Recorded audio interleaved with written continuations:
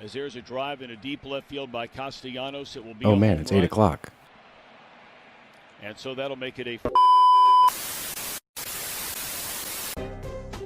I don't need the spotlight.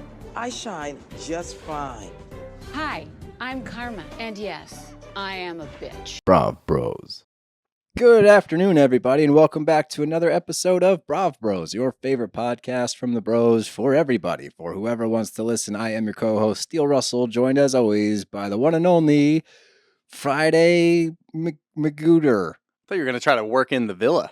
I should have Chateau Villagoots. There we go. That's good. That feels right. That felt feels better. Right. So we are going to do a little bit of a different format here. Mm-hmm. We're going to record a bunch of episodes about Vanderpump Villa and get them out to you next week while Steele's enjoying his honeymoon, enjoying Italy, hopefully some nice weather, no earthquakes. Yeah, no. Hopefully no earthquakes. Yeah, we had one today. I know. In Philly. Yeah, I didn't feel it.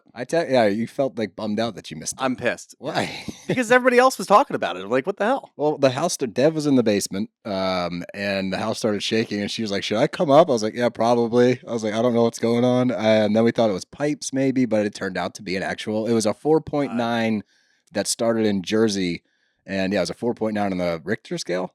Sure. Right? Yeah. Is it the Richter scale? Magnitude, yeah. Yeah, there you go. 4.9 on the Richter scale. Yep, there you go. So it was weird. I thought that the house, maybe the pipes went, and then That I would was be like, awful. nah, I think this is actually... All of the pipes at one time just started shaking your house and then exploding? Well, for the record, you have listened to our washer. That's fair. Okay. It's gotten better. So we had the pump replaced, and it has gotten better. Okay. All right. That's fair then. It was really funny because obviously it wasn't that big of a deal, but people are going to make it out to be a huge deal. Like, oh my God, what's going on? The world's ending.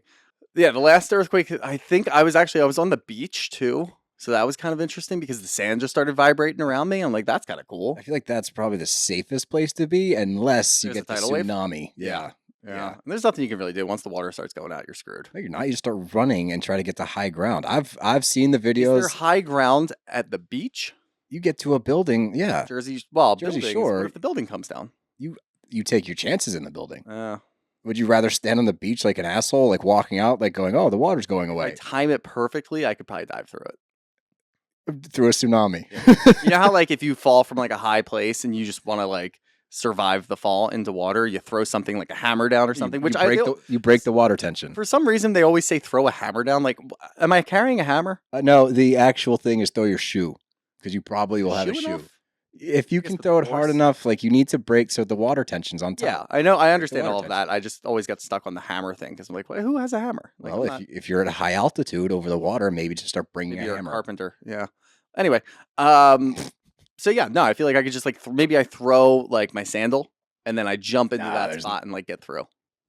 No, you're not worried about the water tension when there's a wave coming. You're worried about the fucking wave. You don't break the tension of a wave. I don't know. I think I could.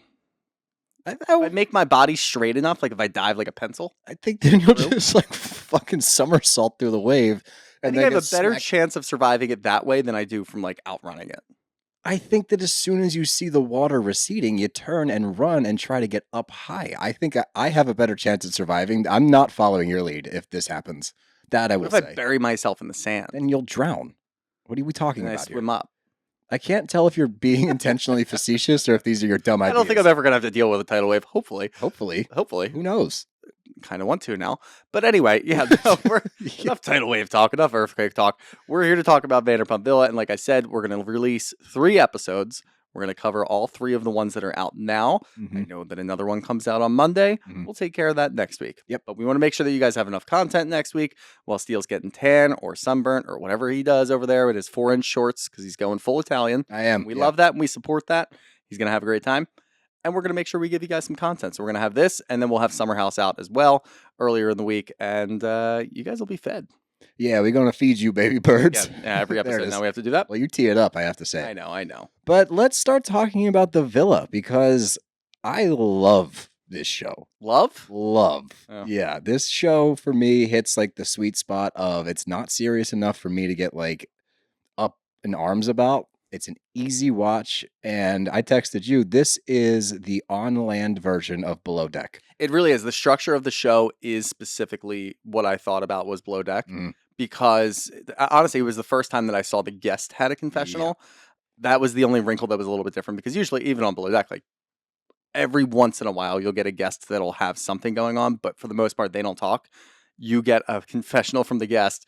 I wanted a little bit more of that. Yeah, I To like say, you know, how they actually felt about the staff, not just watching their reactions when things went on. But it is very similar. You get 2 episodes over, I guess, the course. I guess Like they're 2 or there for a 3 days? weekend or something, Yeah, I think 2, it's 3 3 days. And you get 2 days of that, and then you move on to the next episode, and they get like a little bit of party time in between. So it's very Below Deck coded. And I like that because it always changes it up. And obviously, you've got the mainstays of the cast that are going to stay on with Lisa and everything else. It's definitely a very different show than what we're used to watching. So I like to change it up. I like to get into it. It's really, again, going back to Below Deck, it's Below Deck with the worst people you've ever met. Yeah. Like this cast is that it was hard to watch for me at first for this first episode because you're getting to learn everybody's names. And I actually took notes because I have to make sure that I know everybody on the cast. There's a lot of people to keep track of, and they didn't even introduce everybody in the first episode. They pop up late. I was like, shit, how many more people are there? Second episode, Emily popped up and like, who the fuck is Emily? Where'd you come from? But yeah, so there's a lot to keep track of. I had to keep notes on that. And as we got to learn who each person is, okay, this guy's the worst guy I've ever seen in my entire life. This girl seems cool. Oh, nope, she's actually the worst person I've ever met. And then it's really just a cast of people that you hate. There's like 1 or 2 people that are okay right now. You have 3? 3. I've got Andre, Grace, Emily. Grace, I think, is going to take a turn next week. It looks like she gets drunk and screams at somebody. And oh, really? I didn't see that. She's going to fall into the fold. But for now, you know, I don't no bias until I see the episode. So for now, Grace, Emily, Andre, and Gabriella seems relatively normal. Yes. Okay. All right. I'll give you those 4. Yeah. So that's my 4 for now. This is a very fluid show. It could all change. And again, the interesting factor here that's similar to Below Deck and why I think it's going to be so interesting to watch. Like you said, you get the quick turnover from each guest, which is nice. It's a new kind of theme every single episode. But this cast has to live together in the staff quarters for I don't know how long. Yep. Like, I don't know what the stint is 5 over weeks. there. It's 5 weeks. Uh-huh. Is it only open for 5 weeks? Do they change staff in 5 weeks? Like, no what's idea. the deal? I didn't do any digging on that. I just know that I think it was Priscilla that said that she's just looking forward to 5 weeks, or maybe it was Hannah. Okay. One of the 2 of them said that they were looking forward to just their 5 weeks that they're going to spend there, and then they're going to move on. Okay. So I don't know. Maybe it's only open for those 5 weeks because that's like the prime weather in the area, and you want to make sure that everything's good. 5 weeks in France, in southern France. Idea. That doesn't seem right. No idea. Yeah, we're just speculating. We have no idea. Speculating for more geography for idiots. No earthquakes. But let's dive into this first episode, and we're going to go through it. And as we meet people, I'm just going to bring them up because that's kind of how the show was. They randomly push people in, and that I actually did not care for. I thought it would be much easier if we just got introduced to the cast initially and learn their names, and then we could catch up with them later. But it'll be like 15 minutes in and somebody new comes in. 30 minutes in, somebody new comes in. Yep. Episode 2, 2 new people come in. So it gets confusing. So we're going to bring you along with us, and we start out with Andre. And we learn that Andre has lost his mom, but he's a big fan of Lisa. He's been in the service industry for a while. He's one of the bartenders. I think his mom was a big fan of Lisa. That's correct. Yeah, you're right. His mom was a huge LVP fan. So this is a big deal for him. He doesn't want to waste this opportunity. Out of the gate, you already have this like warm, fuzzy feeling with Andre. LVP later says he's got like this teddy bear kind of energy, and she hits the nail on the head. So we like Andre out of the gate, and we find out that Jeremy and Shireen are coming in for a proposal, and it's a secret proposal. And I love that this is my big thing with these kinds of shows, right? LVP has to clarify to this group, we cannot ruin the surprise. And I'm trying to imagine owning a restaurant or a hotel or a setup kind of like this and not having a staff that I'm just like, yeah, do your fucking job. Don't spill the beans. Not only that, but she says, and what are we not going to do, or what are they here for? And half the people are yelling out anniversary. Other people are saying secret proposal. Yeah. Other people start to say secret, and then they stop. It's like, no, it was a trick question. Yes. They're here for their anniversary. Right. That's what we're hammering in. That's all we know. It's just why you can tell it's for the show, and I get it. That's why this cast is together. But like, if I owned this beautiful chateau in southern France and my staff had question marks, I'd be like, well, you're all fired. Yeah. I'm going to get professionals in here because this is ridiculous. And I love that the backstory for all of them is that LVP handpicked them. She's like, he's the best server. He's the best bartender in Vegas. She's the best server in Vegas. She's the best mixologist in Vegas. It's like, it sounds like you just went to Vegas. You probably went to your pump restaurant in Vegas and then walked around a little bit and had people go do some homework for you and just pull people out of those restaurants. If these are the best in Vegas, yeah, I'm scared. I don't want to go. A lot of question marks. Yeah. I have a lot, but let's keep cruising. We get they're kind of exploring the chateau the night before, and they're just hanging out and boozing. And that's what's nice about this style, like the below deck style, is you get the in between time, so you get to kind of see how they vibe with one another when they're partying, all that stuff. So it's fun. We meet Eric, who is recently divorced. He's a country boy. That is, he says, a country boy from Ohio. There's a lot of country boys from Ohio. Yeah, like what is it? Fuck, my one friend is from like the southern tip of Ohio, and they call it and they have a name for it where it's something Tucky, and it's like the mixture. So like we call the middle of Pennsylvania Pennsyltucky. So like it is a thing, but poor Kentucky just getting lumped in with all these other states that don't want to be part of that part of their state. Yeah, right. It's an interesting shame. Yeah, shout out Kentucky. They need more respect. Yeah. Hey, to our listeners in Kentucky, we got you back. But Louisville Slugger. Yep. Cool. Kentucky Derby. What are we doing? I played in Lexington, Kentucky, which is actually where they make Jack Daniels. There you go. Well, hey, what's wrong with that? Nothing. You just want to talk about it? What's it taste like now? Oh, God. Can I smell it? But this is where we get to meet what I am calling, and you don't want to draw parallels to Bravo, then I agree. This is a separate network. Let's keep this show separate. I will only point out this. We have a reincarnation of Jax and Stassi from OG Vanderpump days. And the only reason I'm drawing the comparison is because it is so similar. It's two young, dumb lovers that he cheated on her, and yet she's still into him. I guess they dated for like 3 years and they broke up. And they're interviewing Marciano in his confessional. I want to call him like Mark, because I hate Marciano. I got confused too. And somebody else at the end of the episode, I think it was like Grace, was like, I've called him 6 different things, or Emily. But regardless, Marciano's like, I'm a bad dog. That dog was wild.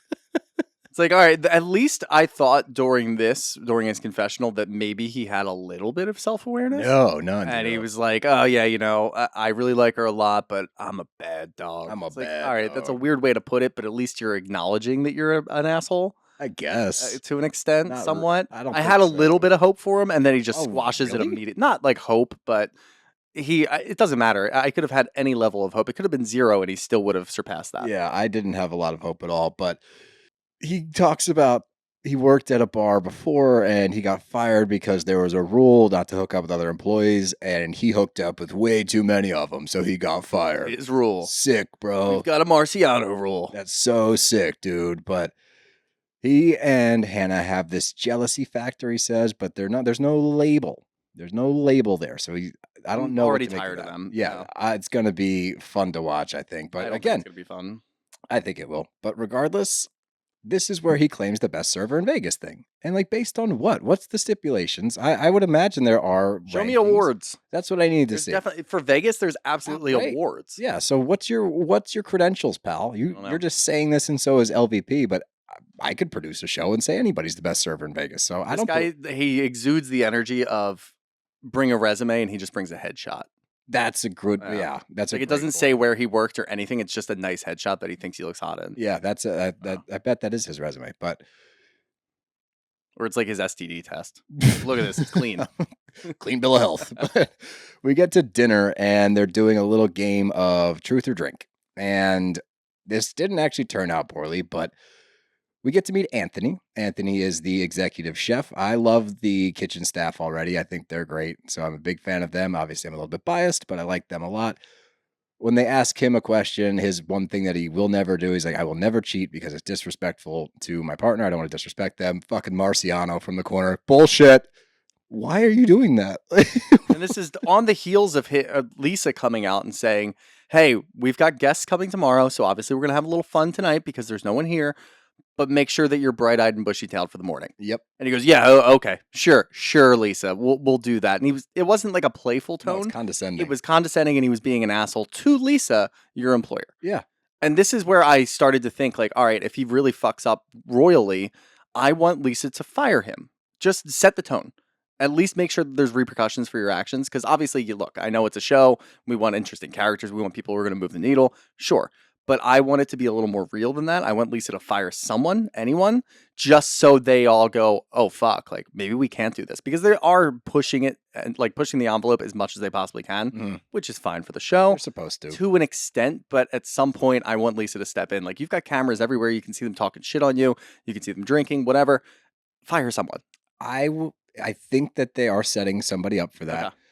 I don't think that Marciano and Hannah will ever be under fire like that, only because I know what, like when LVP cast the show, she did it with intentions. That's also why I drew the VPR thing. Yeah. She brought those two intentionally because they have this messy past, because they're messy together. That they're going to be a highlight of this show. They're going to have to royally fuck up to get the boot. Now, the guy that's set up to get fired, and you will all see this when we get to our third episode especially, is Eric. Eric is the fall guy, and I firmly believe that because even after his first couple of interviews, I'm like, this guy's fucking nuts, and we'll talk about that soon, but I do think that that's the setup on who, because you're right, that is built into a show like this. It's the, what was that movie or is it a TV show? Oh, it's Friends. Joey works for Monica to get fired. I didn't watch Friends. Not surprising, Mr. Contrarian, but Joey works in Monica's restaurant to get the boot. What? What's your problem with Friends? It's just not a sitcom for me. Okay. I just didn't think it was funny. We don't have to do this.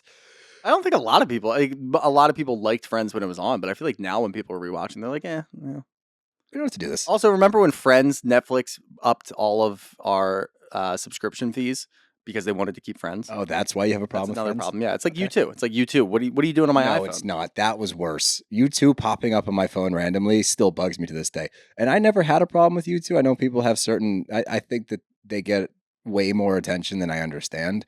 But at the same time, I respect that they've been around for so long.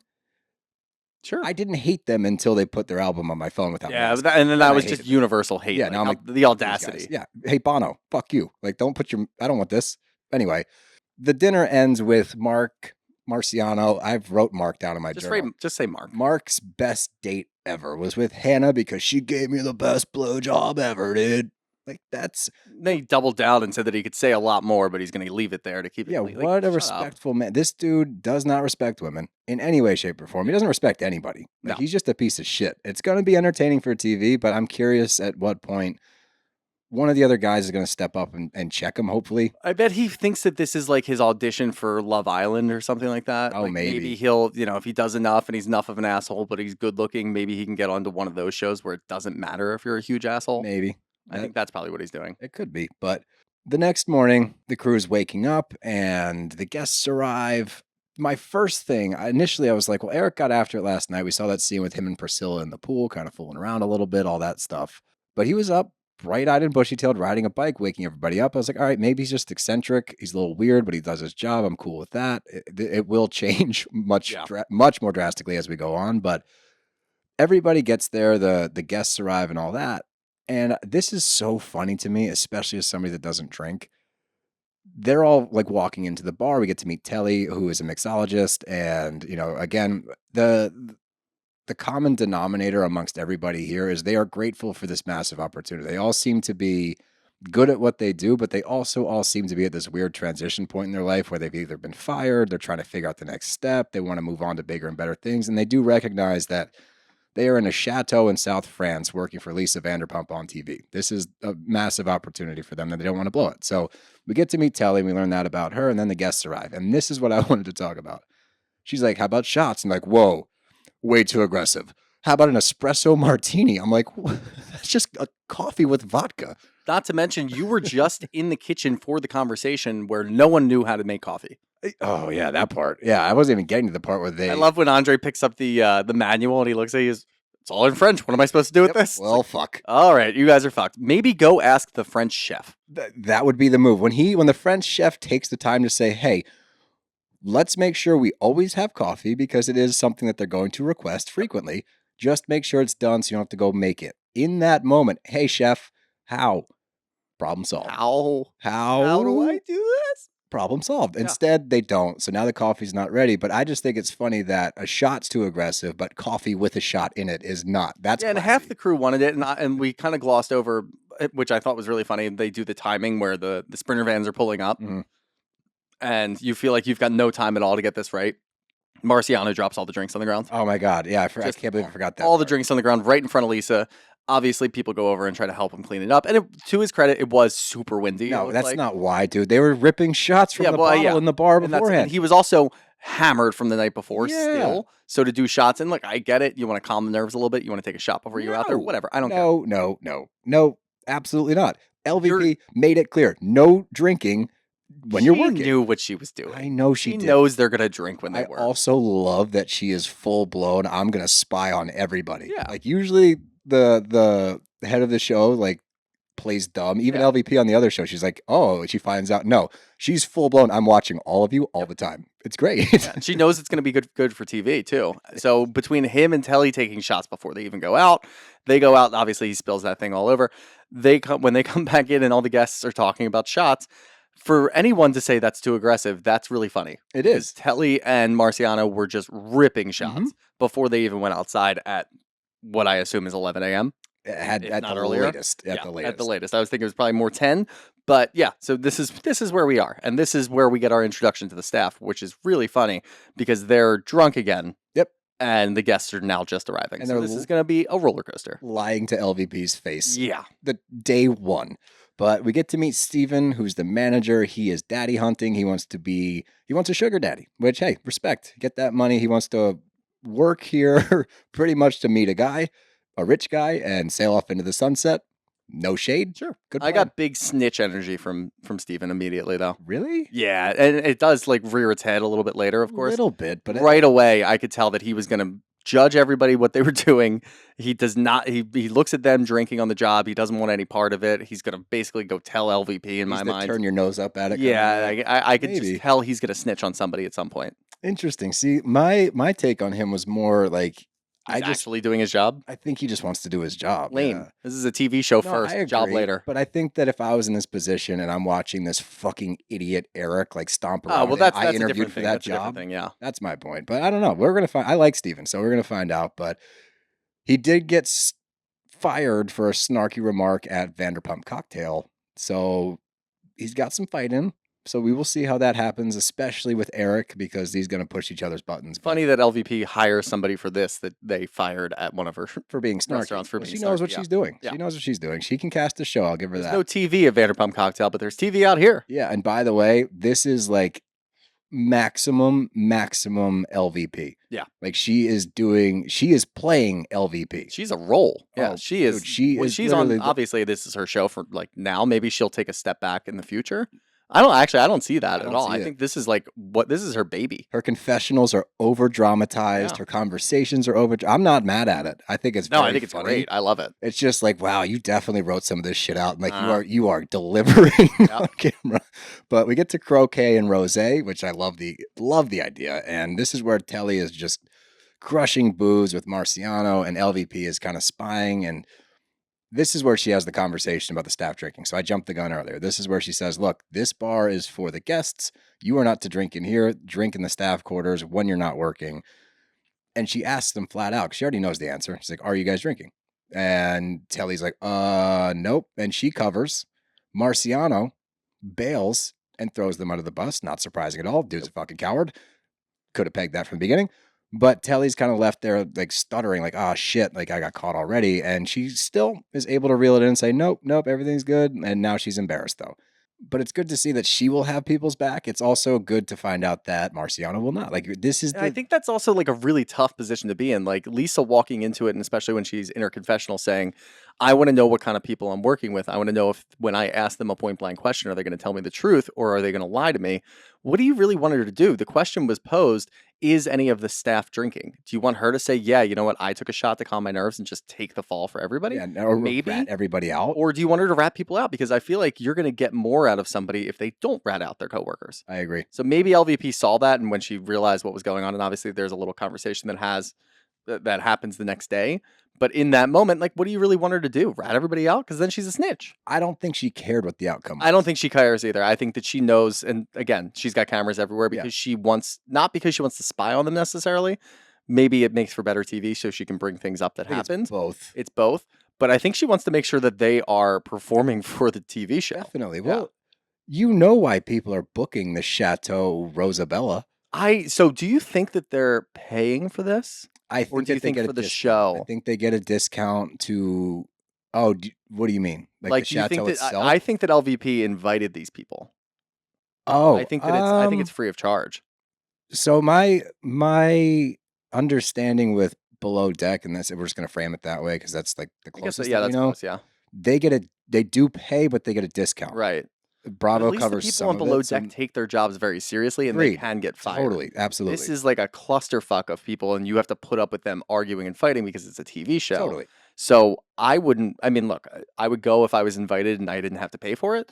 If I had to pay at a discount even, I'm not going to go there because I want to have a good experience. Right. Well, that's you. Other people Okay, will go to be on TV and accept the discount. And also you get a discounted trip to the south of France in a beautiful chateau. You can't argue it's not gorgeous. So I don't know. That's interesting. I wonder if we'll ever get an answer for that. But we move on to the Red Hot Romance dinner and like the setup for everything. And this is where we get to really meet the kitchen staff. And Chef Anthony he's a very, very classical French chef. You can tell like he's all business, and I fucking love that. His dishes look beautiful, and I love the passion he has. And then the sous chef, Caroline, is the same.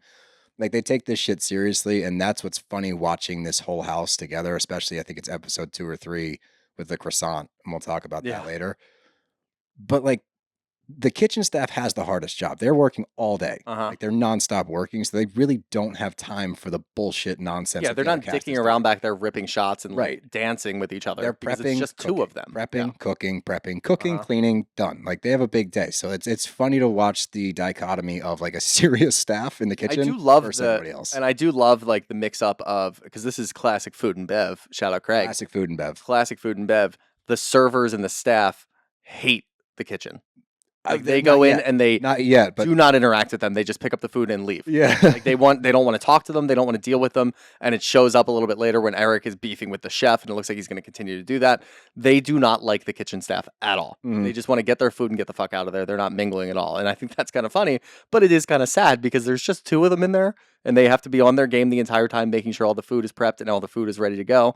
And they don't get to do anything and like live in the show really. Oh, no. At least 2 for episode 1. If I had to guess, they are thrilled because Anthony says it later. He's like, I'm not here for the drama. Like, I'm not here for the drama. So I think that they probably prefer the fact that like keep this shit out of the kitchen simply because they don't have the time. Again, they have to do all of this stuff. So I'm curious to see because obviously it's going to cross over at some point and shit's going to hit the fan, and it looks like it does. It does, yeah. So I'm curious to see how the crossover is going to be, but that part I really enjoy because that is the one thing I can point to. It's like, all right, these people are serious about their jobs, surrounded by people that could go either way.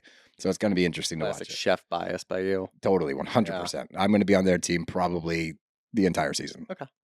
But regardless, we get to the actual dinner itself, and the dinner looks exceptional, and we get shots at the table. And Marciano immediately, he's like, whoever doesn't drink it, we'll take it. And he made 11 shots for 8 people, knowing that there'd be extra shots to take.